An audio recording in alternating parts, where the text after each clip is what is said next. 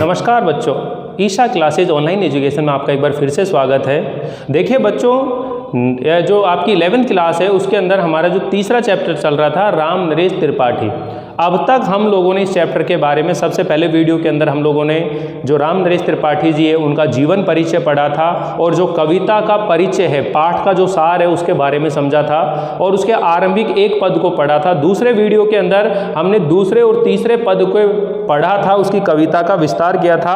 आज के इस वीडियो में ये जो अंतिम लाइनें हैं इस कविता की वो पढ़ने जा रहे हैं। कुल मिलाकर राम नरेश त्रिपाठी का जो थर्ड चैप्टर है इसमें 3 वीडियो बने हैं, फर्स्ट, सेकंड और third. Lecture first, lecture second, lecture third, इन तीनों वीडियोस को आप क्रम से देखिएगा ताकि आपको सब चीज़ें समझ में आ जाए। एक निवेदन यह है कि अगर आप लोगों ने चैनल को सब्सक्राइब नहीं किया है तो चैनल को सब्सक्राइब जरूर कर लीजिए ताकि समय पर आपको नोटिफिकेशन मिलते रहें। साथ ही ये भी है कि आप लोग इस वीडियो को स्किप ना करें, पूरा वीडियो ध्यान से सुने ताकि बीच में जो बातें बताई जाती हैं वो आपको सब चीजें बहुत अच्छे से समझ में आ सके। बच्चों, 11th क्लास के अंदर ही आपके मन के अंदर ये इस तरह का जज्बा होना चाहिए कि मैं कोई भी चीज सीखूं तो बहुत अच्छे से सीखूं। यहां मैं जो भी बताऊंगा वो आपको अपने रजिस्टर में नोट करना है। आप में से बहुत सारे स्टूडेंट इतने अच्छे हैं कि मैंने अभी फर्स्ट पार्ट डाला था, उसका जो होमवर्क बताया था वो फटाफट कर के और उन्होंने मुझे मेरे पर्सनल नंबर पर सेंड कर दिया था। कितने अच्छे हैं वो स्टूडेंट, बहुत बहुत साधुवाद, धन्यवाद उन बच्चों को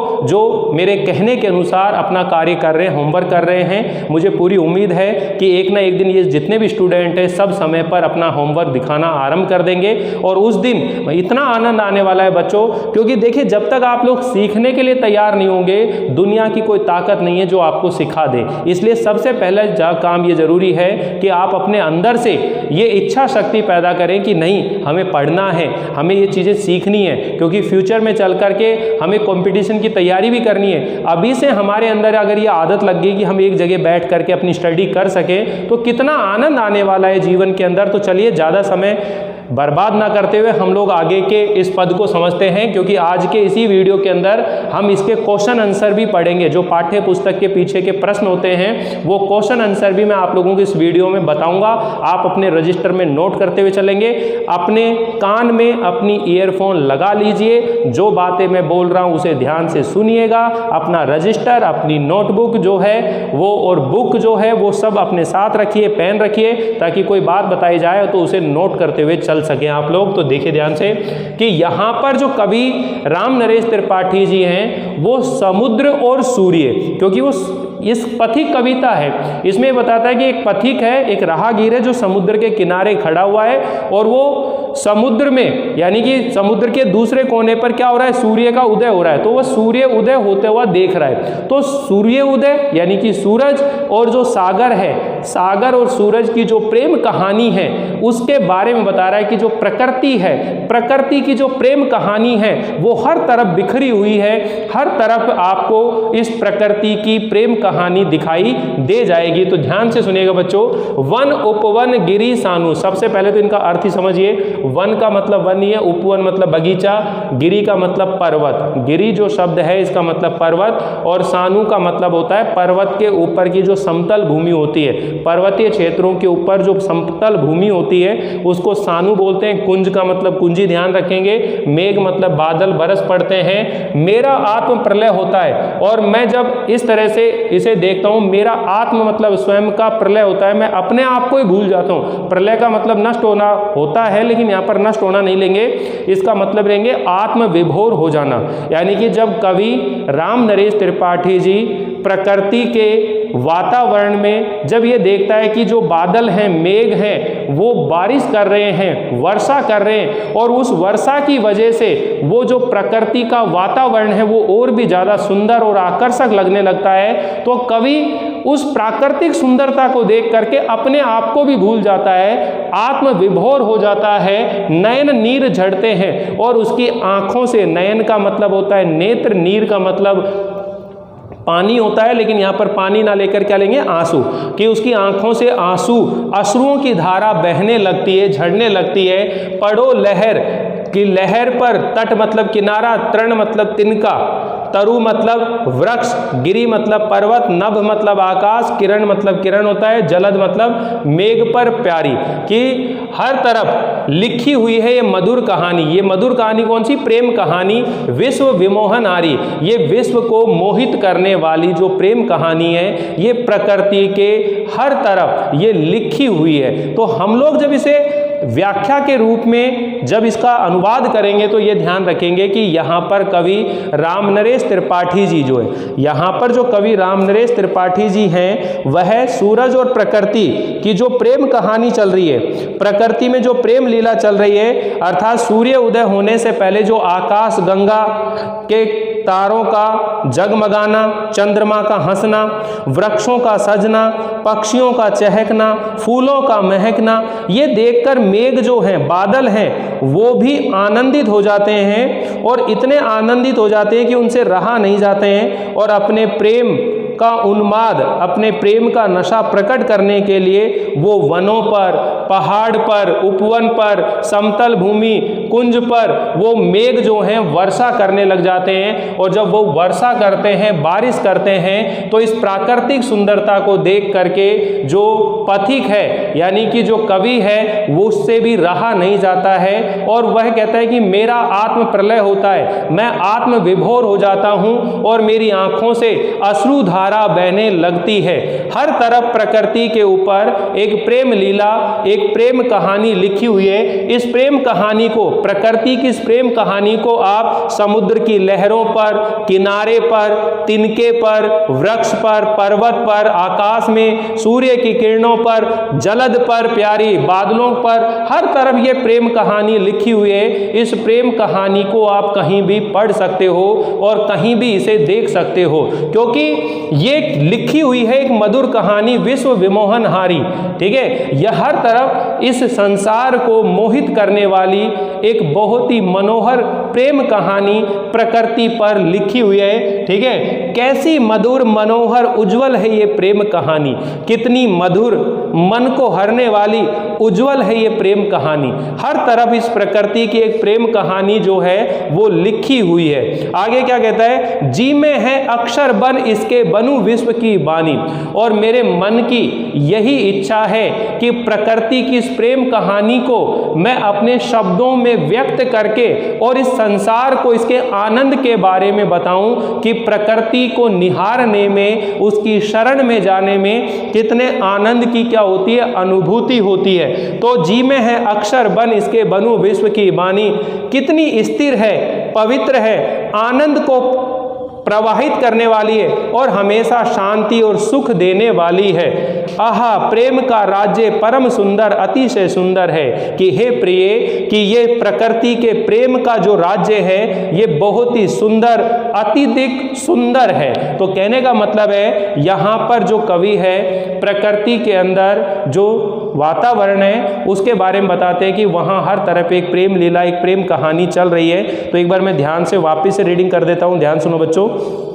पति कहता है कि प्रकृति में जो प्रेम कहानी चल रही है, इसे देखकर जो मेघ हैं वो भी आनंद के साथ क्या होते हैं, बरसने लग जाते हैं। और वो कहाँ बरसने लग जाते हैं? वो वन, उपवन, पर्वत, पर्वत की जो समतल भूमि है, कुंज यानी कि जो कुंज होते हैं, मेघ बरस पड़ते हैं। और जब कवि इस तरह के दृश्य को देखता है वो आनंद से बरस पड़ते हैं। इस प्रेम लीला के दृश्य को देखकर स्वयं पथिक भी भाव विभोर हो जाता है और उसकी आंखों से अश्रुधारा प्रवाहित होने लगती है।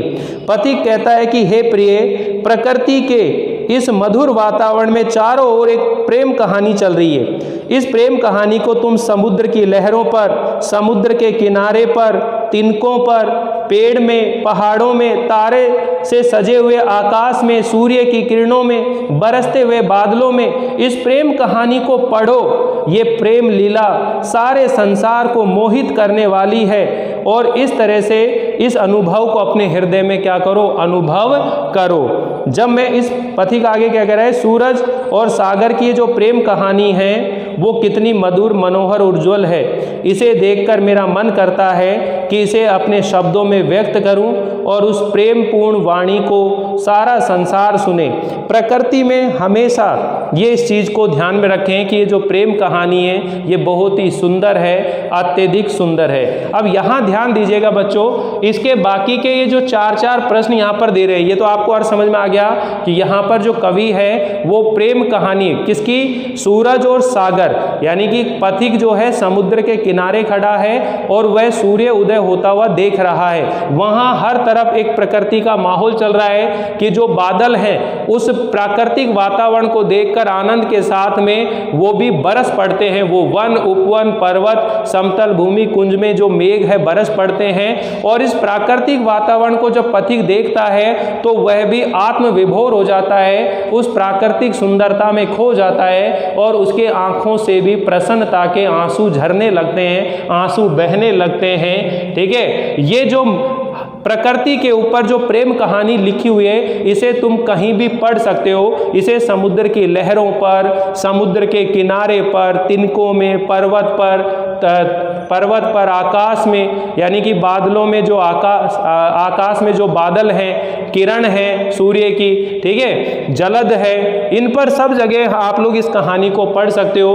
कितनी मधुर मनोहर ये कहानी है, ये उज्जवल प्रेम कहानी है। और कवि का मन ये चाहता है कि इस प्राकृतिक सुंदरता को अपने शब्दों में व्यक्त करके और इसे संसार की वाणी बनाऊं, अर्थात सारे संसार को इसे सुनाऊं और सारा संसार इसे सुने कि ये प्रकृति का जो आनंद है कितना स्थिर है, पवित्र है, आनंद करने वाला है, हमेशा शांति और सुख देने वाला है। हे प्रिय, ये प्रेम का राज्य कितना सुंदर, अत्यधिक सुंदर है। तो देखो, पथिक के नेत्रों से अश्रुधारा क्यों बहने लग जाती है? तो अश्रुधारा क्यों बहने लग जाती है कि जब पथिक प्राकृतिक सुंदरता को देखता है तो वो आत्म विभोर हो जाता है और प्रसन्नता के कारण उसकी आंखों से अश्रुधारा बहने लग जाती है। तो आप लोग इसे ध्यान से बता सकते हैं। ठीक है, तो यहां मैं एक बार बोल देता हूं, लिखिए आप अपनी कॉपी में, नोट करिए। कवि प्रकृति में चल रही प्रेम लीला को देखकर इतना आत्म विभोर हो उठता है कि अत्यधिक प्रसन्नता से उसकी आंखों से अश्रुधारा बहने लगती है। कवि प्रकृति में चल रही प्रेम लीला को देखकर इतना आत्म विभोर हो जाता है कि प्रसन्नता के कारण उसकी आंखों से आंसू आने लग जाते हैं, अश्रुधारा बहने लगती है। कवि ने यहाँ किस मधुर कहानी की बात की है? तो आप बता देंगे। कवि ने यहाँ सूर्योदय से पूर्व सूर्य, चांद, तारों, पेड़, पक्षियों, फूल आदि के बीच चलने वाली प्रेम कहानी को ही मधुर कहानी कही है। यानी कि सूर्य उदय होने से पहले जो भी सूर्य है, तारे हैं, चंद्रमा है, पेड़ है, ठीक है ना, जो भी वो शुरू का जो पैराग्राफ बताया था वहाँ पर वो चीज़ें आप लोग इसमें ध्यान रखेंगे। हर तरफ ये प्रेम कहानी, मधुर कहानी की बात करिए। कवि की मन स्थिति को स्पष्ट कीजिए। तो कवि की मन स्थिति कैसी है बच्चों? कवि प्रकृति की चलती हुई प्रेम कहानी के सौंदर्य को निहार कर उसमें खो जाना चाहता है और वह इस प्रेम कहानी के अक्षर बनकर संपूर्ण संसार को इसको आनंद की अनुभूति कराना चाहता है। यानी कि जो प्रेम कहानी है उसके सौंदर्य में खो जाना चाहता है, प्रकृति के इस प्रेम कहानी के सौंदर्य में खो जाना चाहता है और इसे अपने शब्दों में व्यक्त करके इस संसार को आनंदित करना चाहता है। प्रकृति के प्रेम राज्य की विशेषता बताइए। तो प्रकृति के प्रेम राज्य स्थिर है, ये बड़ी लाइन आएगी। प्रकृति का जो प्रेम राज्य है वो स्थिर है, पवित्र है, आनंद प्रवाहित करने वाला है, हमेशा शांति और सुख देने वाला है। ये लाइन यहाँ पर इसका उत्तर आएगी। प्रकृति के प्रेम का राज्य कैसा है? स्थिर है, पवित्र है, आनंद प्रवाहित करने वाला है, हमेशा शांति और सुख देने वाला है। इस तरह चलेंगे।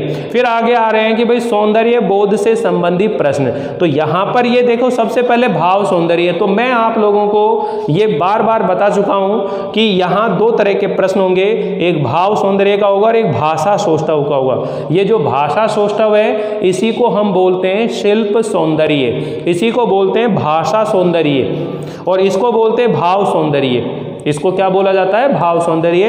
इसको बोला जाता है भाषा सौंदर्य, शिल्प सौंदर्य। तो ये वाला क्वेश्चन मैंने आपको फिक्स करा रखा है, इसकी 3-4 लाइनें फिक्स करा रखी, वही आपको 10 के 10 चैप्टर में नोट करनी है। 1-2 बातें जो एक्स्ट्रा बताते हैं वो आपको अलग करनी है, बाकी ये क्वेश्चन आपका लगभग तैयार रहता है। ठीक है, यहाँ पर अलंकारों के बारे में बहुत आसानी से बता सकते हैं कि भाई वर्णों की आवृत्ति हो रही है, इसलिए कौन सा है? अनुप्रास अलंकार है।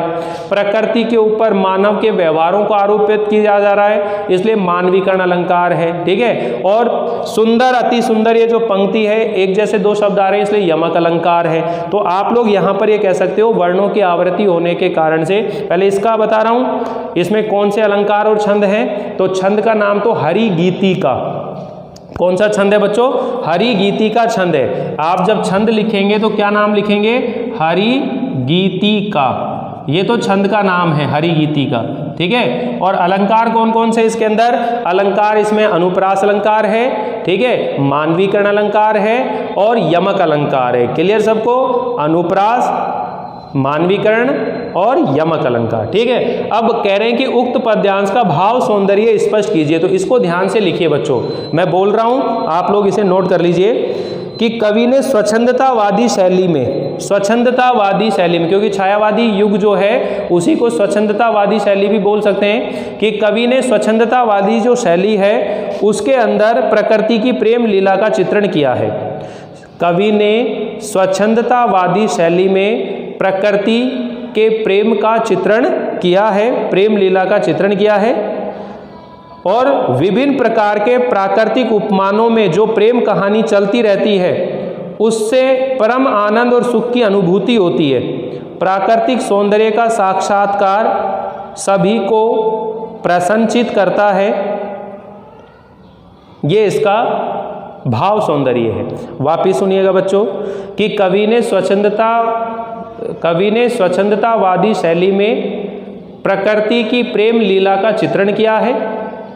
प्रकृति के विभिन्न उपादानों में एक प्रेम लीला चल रही है जिससे परम आनंद और सुख की अनुभूति प्राप्त होती है। ठीक है, और ये जो प्रेम का राज्य है परम सुंदर और अत्यधिक सुंदर, ये सारी बातें आप पद्यांश के भाव सौंदर्य में बताएंगे। तो यहाँ तक ये चीज़ें आपको बहुत अच्छे से क्लियर हो गई होंगी। अब मैं आप लोगों को इस पाठ का जो क्वेश्चन आंसर है वो भी समझा रहा हूँ, तो आप अपना रजिस्टर नोट कर लीजिए, उसमें लिखना शुरू कर दीजिए। मैं पहले क्वेश्चन बोलूँगा और उसके बाद में उसका उत्तर बोलूँगा और आप लोग लिखते हुए चलिए। मैं बिल्कुल आराम से बोलूँगा, आहिस्ता आहिस्ता बोलूँगा, ताकि आपको लिखने में किसी तरह की कोई परेशानी ना हो। तो देखिए बच्चों, यहाँ पर जो पहला क्वेश्चन है, पथिक का मन कहाँ विचरण करना चाहता है। ठीक है, पथिक का मन कहाँ विचरना चाहता है। तो आप लोग ये क्वेश्चन लिख सकते हैं कि पथिक का, पहला क्वेश्चन है पाठ्य पुस्तक का, पथिक का मन कहाँ विचरना चाहता है। पथिक का मन कहाँ विचरना चाहता है, ये फर्स्ट क्वेश्चन है, आप नोट कर लीजिए। पथिक का मन कहाँ विचरना चाहता है, तो उत्तर लिखो। देखो, कवि का मन कहाँ विचरना चाहता है,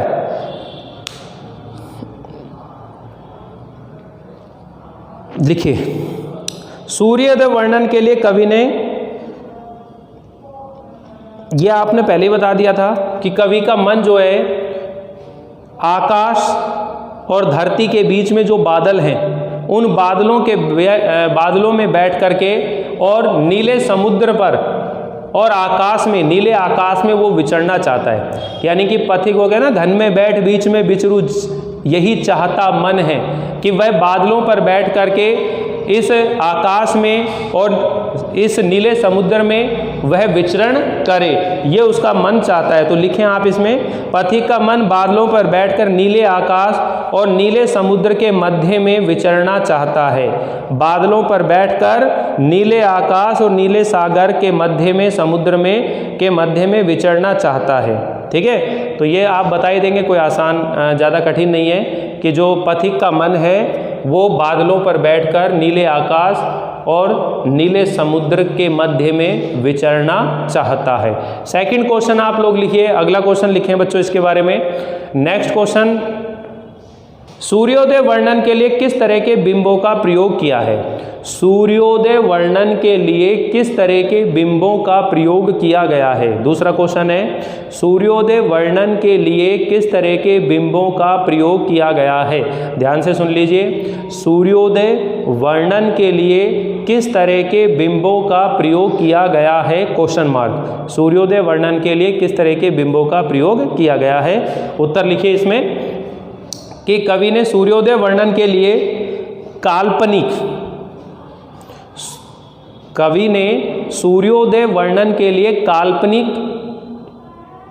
बिंबों का प्रयोग किया है।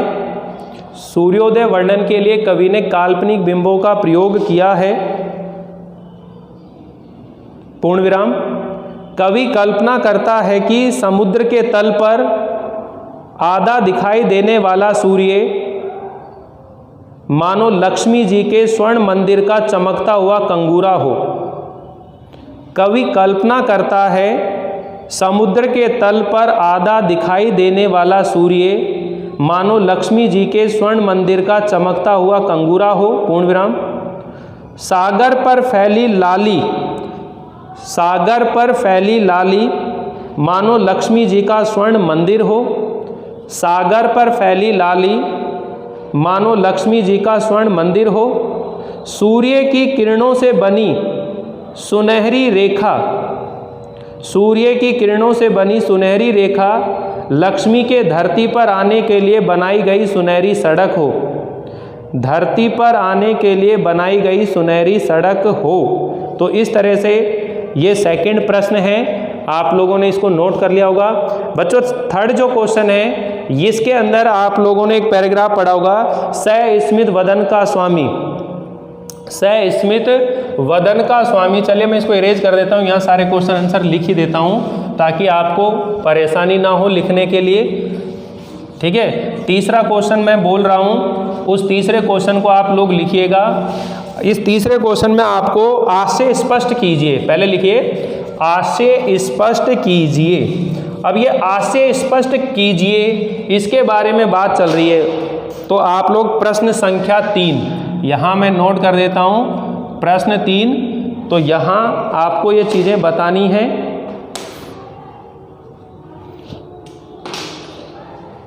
आशय स्पष्ट कीजिए। अब आशय स्पष्ट कीजिए किसका बताना है? इसके अंदर देखो एक तो क है, स्मित वदन जगत का स्वामी मृदु गति से आता है। मृदु गति से आता है। तट पर खड़ा गगन गंगा के मधुर गीत गाता है।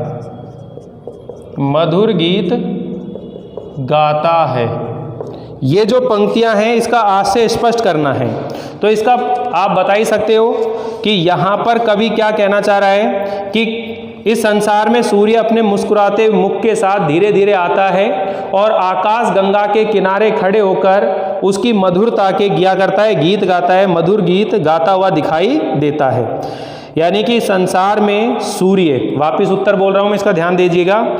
इस संसार में सूर्य अपने मुस्कुराते मुख से धीरे धीरे आता है और आकाश गंगा के तट पर खड़ा होकर अपनी सुनहरी किरणों को बिखेरता है और तथा कोई मधुर गीत गाता हुआ दिखाई देता है। तो ये इसका आशय स्पष्ट है, आप इसको अच्छे से बता सकते हैं। इसी के अंदर देखो बच्चों, एक क है और एक ख है। इस ख वाले के बारे में भी ध्यान से देखिए, कैसी मधुर, कैसी मधुर मनोहर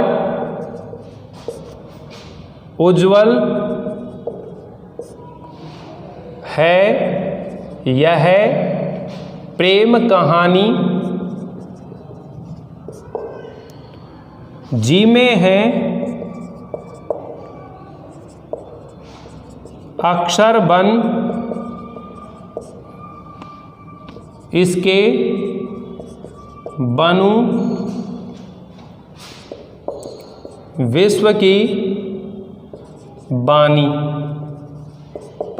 तो यहां पर देखो सूरज और समुद्र के मध्य में, सूर्य और समुद्र के मध्य में जो प्रेम कहानी चल रही है, सूर्य और समुद्र के मध्य में जो प्रेम कहानी चल रही है, आप शुरू में लिखिए बच्चों, सूर्य और समुद्र के मध्य में चलने वाली ये प्रेम कहानी कितनी मनोहर है। पथिक के मन की इच्छा है कि वह इस प्रेम कहानी का अक्षर बनकर प्रत्येक व्यक्ति को सुनाए, अर्थात वह संसार के लोगों के बीच प्राकृतिक सौंदर्य को बांटना चाहता है और उसका आनंद अनुभूत करना चाहता है। समझ में आया ना, प्रकृति के सौंदर्य को बांटना चाहता है और उसका आनंद अनुभूत को करना चाहता है। वापिस सुन लीजिए, सूर्य और समुद्र के मध्य चलने वाली ये प्रेम कहानी कितनी मधुर, मनोहर, उज्जवल है। ये प्रेम कहानी कवि का मन यानी कि जो पथिक है, पथिक का मन ये चाहता है कि वह इस प्रेम कहानी का अक्षर बन के और उसे विश्व की वाणी अर्थात विश्व को, संसार को इस प्राकृतिक सौंदर्य के बारे में बताना चाहता है। ठीक है, फिर आप देखिए नेक्स्ट है चौथा प्रश्न इसके अंदर,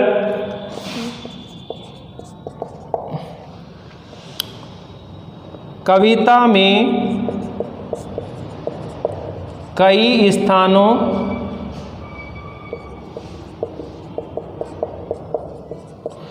स्थानों पर प्रकृति को मनुष्य के रूप में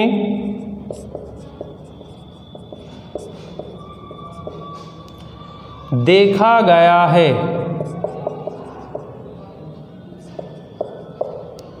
ऐसे उदाहरणों का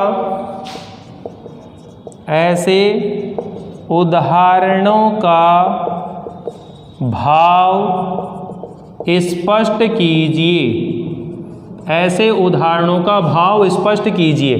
तो अब देखिए यहाँ आपने बताना है कि इस कविता के अंदर जहाँ पर प्रकृति को एक मनुष्य के रूप में चित्रित किया गया, ऐसे बताना है। तो जो पहला पैराग्राफ पढ़ा था आप लोगों ने, फर्स्ट पैराग्राफ पढ़ा था, घने बादलों को रंग बिरंगी जो वेशभूषा में नृत्य करते हुए दिखाया गया है, जो सूर्य को प्रसन्न करने की दृष्टि से नित नई छवि बना रहे हैं। तो एक तो ये पहले पैराग्राफ में तो ये आएंगे। दूसरे पैराग्राफ में सामने खड़ा समुद्र जो है गर्जना करता है और मल्य अनिल बहता है, ये पथिक के मन में उत्साह भरता रहता है। तीसरे में सुनहरी किरणों द्वारा समुद्र तल पर स्वर्णिम सड़कों का निर्माण लक्ष्मी जी की सवारी को पुण्य धरती पर लाने के लिए होता है। और चौथे में सागर का निडर, दृढ़ और गंभीर भाव से गर्जना और पथिक को अपनी ओर आकर्षित करना। पांचवें में अंधेरा अर्धरात्रि में सारे जग को ढक लेता है, सूर्य आकाश रूपी छत पर तारों से बिखेर देता है। ठीक है, और छठे के अंदर बताया है चंद्रमा का हंसना, वृक्षों का पत्तों और फूलों से सजना, पक्षियों का चहकना, फूलों का महकना, ये प्राणी की भांति दिखाया गया है। तो यहाँ पर आप लोग ये सारे जो प्रश्न मैंने बताए हैं, यही प्रश्न आप लोगों को अपनी नोटबुक के अंदर करने हैं। हम लोग यहाँ थर्ड चैप्टर यानी कि 3 चैप्टर जो है बिल्कुल कंप्लीट कर चुके हैं। अगर फिर भी आपको कोई बात समझ में नहीं आ रही हो या कोई परेशानी हो रही हो तो आप मुझसे मेरे पर्सनल नंबर पर मैसेज करके पूछ सकते हो, ताकि आपको आगे होमवर्क करने में किसी तरह की परेशानी ना हो। इसलिए बच्चों ध्यान दीजिएगा, पूरा वीडियो ध्यान से सुने, आराम से समझने की कोशिश करो और आप ये जितना भी होमवर्क बताया जा रहा है, काम किया जा रहा है, उसे करते रहें। देखिए एक बार स्कूल खुल जाएंगे तो एक बार रिवीजन वापस से होगा। रिवीजन जब होगा तो फटाफट रिवीजन हो जाएगा, लेकिन होमवर्क जो है आपका वो एक बार कंप्लीट होना चाहिए, ताकि लिखने का जो समय रहेगा वो हमारा बच सके, लिखने में समय हमारा बर्बाद ना हो। इसलिए आप इन चीज़ों को विशेष तौर पर ध्यान रखिएगा। मिलते हैं अगली बार अगले चैप्टर के साथ। अगर आप लोगों को ये पार्ट बिल्कुल अच्छे समझ में आ गया हो तो मुझे कमेंट करके जरूर बताइएगा, लाइक कीजिएगा और सब्सक्राइब करना बिल्कुल ना भूलिएगा। मिलते हैं अगली बार नए चैप्टर के साथ, तब तक के लिए थैंक यू।